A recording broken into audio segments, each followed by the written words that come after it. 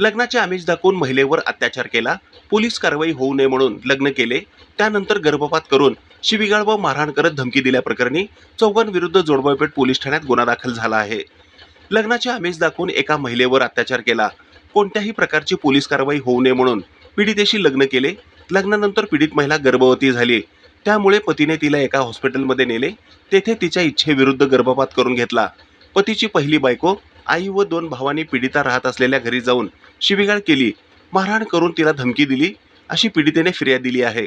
फिर्यादीनुसार शरीफ बागवान, आलिया शरीफ बागवान, शरीफची आई दौलतबी बागवान, भाऊ राजू अझरुद्दीन पप्पू व रिजवान सय्यद सर्वजण राहणार सोलापूर यांच्या विरुद्ध भारतीय दंडविधान कलम 498 अ, 376, 313, 323, 504, 507, 34 प्रमाणे गुन्हा दाखल करण्यात आला आहे.